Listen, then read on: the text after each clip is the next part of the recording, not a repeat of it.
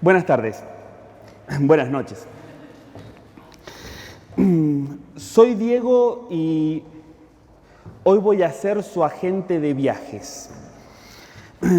Voy a ser su agente de viajes y guía turístico, pero en un viaje que vamos a hacer a través del tiempo.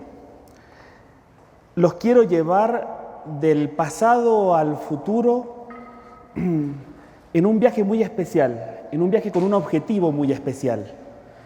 Quiero que hagamos este viaje para conocer a la generación que salvó al mundo. Nuestra forma de viaje es terriblemente sencilla. Lo único que les voy a pedir es que inspiremos profundamente, tomemos aire y cuando tomamos aire, luego exhalamos lentamente. Y a medida que vamos exhalando el aire, yo les voy a decir en qué año nos vamos a ubicar. Entonces, vamos a hacer un viaje de prueba en el tiempo. Vamos a inspirar profundamente y le pido que me acompañen.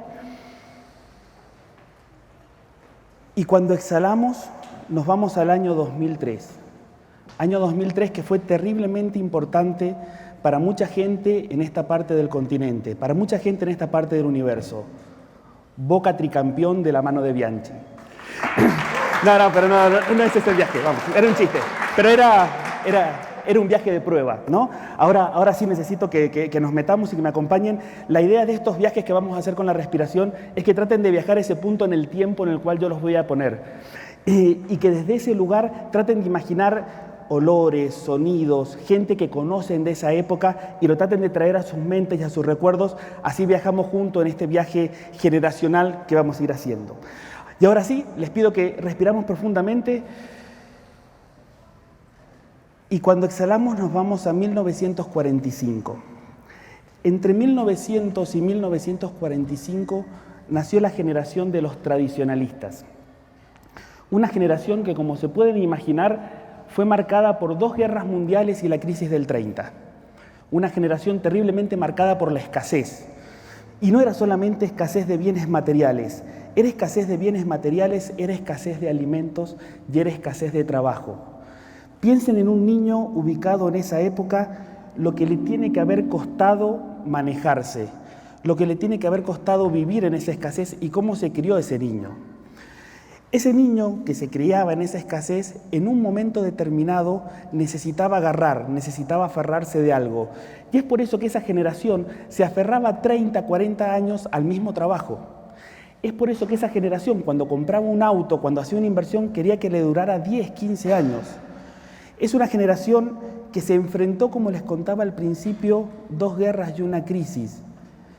Esa generación vivió toda una corriente migratoria muy grande.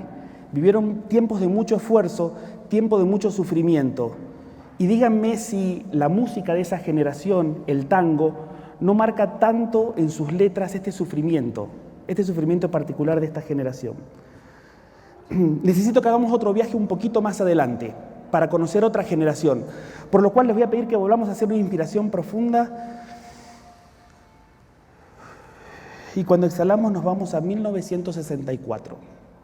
Todos los que nacieron entre 1945 y 1964 son los que conocemos como la generación de los baby boomers, toda la generación que nació resultado de la posguerra. Piensen en la gente que nació en esa época como aquellos felices, exultantes, que después de tantas décadas de sufrimiento, de repente teníamos un periodo de paz en la tierra. Esta generación es una generación muy particular, porque pasó de la escasez a la abundancia. De repente se podían comprar bienes y se podían tener bienes. Pero es una generación con una particularidad muy marcada. Es la generación del idealismo. Esta es una generación idealista. Yo creo que si se imaginan a ese chico, a ese joven que nació en esa generación prendiendo la radio, seguramente escuchaba en Estados Unidos a Bob Dylan, alguna canción del Che Guevara, escuchaba a los Beatles. Es la generación del amor libre. Es una generación terriblemente grande en términos de tamaño. Mucha gente nació en esa generación. Pero como les decía, esta generación de repente tenía la posibilidad de tener algo que hasta ese momento no había sido posible, sí le es posible para esta generación. Podían comprar, podían agarrar, podían tomar, podían tener. Necesito que hagamos otro viajecito más. Necesito que tomemos otra inspiración más para conocer a la generación que le sigue, con lo cual respiramos profundo y a medida que exhalamos necesito que nos ubiquemos en 1980. Toda la generación que nació entre 1964 y 1980 es la famosa generación X. A diferencia de la generación anterior, es la generación que en tamaño es la más pequeña. Y la razón por la cual esa es la generación en tamaño a nivel poblacional más pequeña, es tan pequeña que entra entre mis dos dedos. Es la generación de la píldora anticonceptiva. De repente se podía regular cuántos hijos queríamos tener y cuántos hijos se podían tener. Es por eso que esta generación, la generación X, es de repente una generación muy pequeña.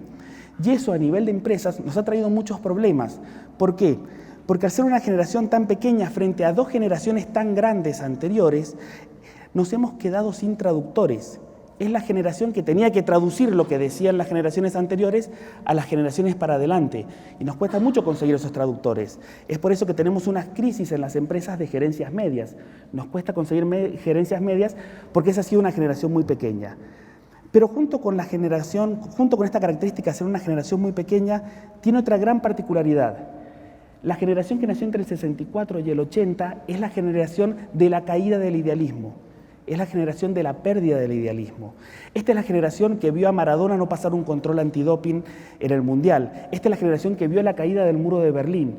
Esta generación se rebela contra esos idealismos y se da cuenta que de alguna forma no estaban alcanzando aquellos ideales que estaban propuestos.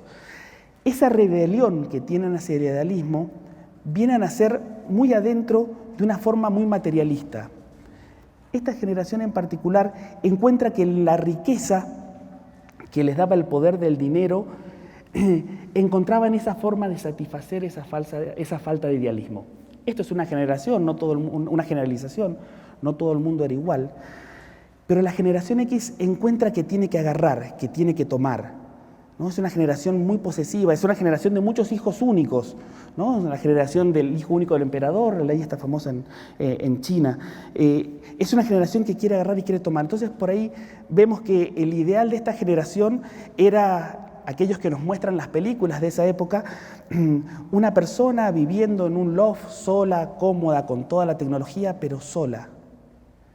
De repente la música cambia y esta música de los himnos de protestas de la generación anterior se convierte en música rock, pero que habla de la persona y de repente los empieza a mirar a ellos adentro. De acá necesito que hagamos un solo viaje más, necesito que nos movamos una vez más en el tiempo y esta vez vamos a hacer un viaje grande. Si podemos tomar una inspiración profunda más. Y cuando exhalamos, nos vamos a ir al año 2070. Este viaje lo hacemos hacia el futuro. Necesito que se ubiquen en el futuro. El futuro de mi generación es el de los Jetson, el de los supersónicos, ¿no? Están esas casas elevadas y volando. Y se imaginen que entran a una casa donde hay una familia viendo algo que yo le pondría el nombre de Intertele, una mezcla de internet y televisión, flotando. Y en ese televisor que están viendo, vean un documental. Están pasando un documental. El documental está hablando de la generación que salvó al mundo y dice, aquellos que nacieron entre 1980 y el 2000 es la generación Y, y esa es la generación que salvó al mundo. ¿Qué pasó? ¿Qué pasó entre 1980 y el 2000? ¿Qué características tuvo esta gente para que en el 2070 puedan mirar para atrás y decir que esta fue la generación que salvó al mundo? Cuando no estoy haciendo viajes en el tiempo y siendo guía turístico del tiempo, estoy casado, trabajo en recursos humanos, doy clases en muchas facultades y soy voluntario en 3 ONGs. Este trabajo de más de 10 años tiene algo en común, todo lo hago con la generación Y.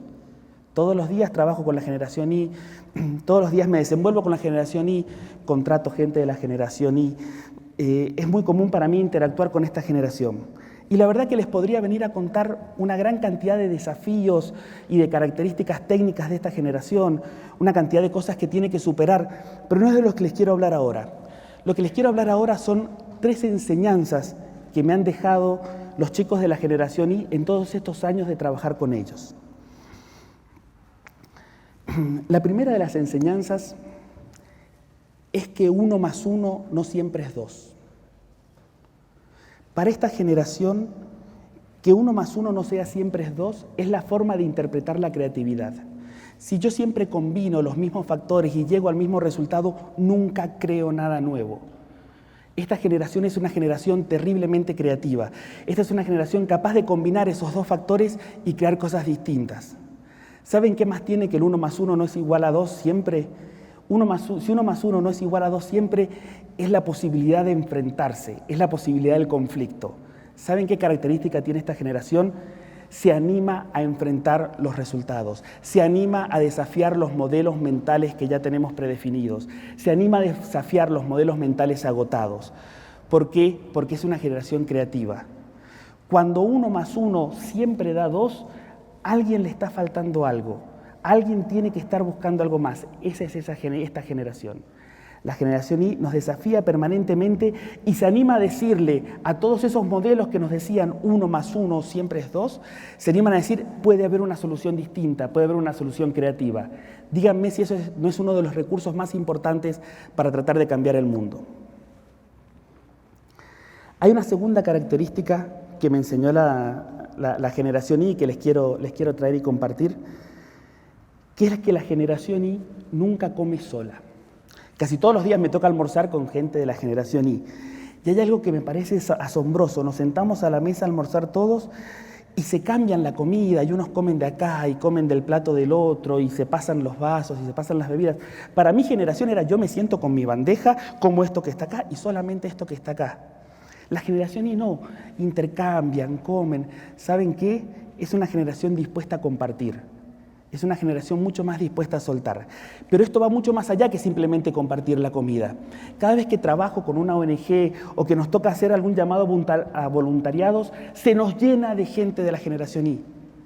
Es una generación terriblemente solidaria. Es una generación muy dispuesta a dar.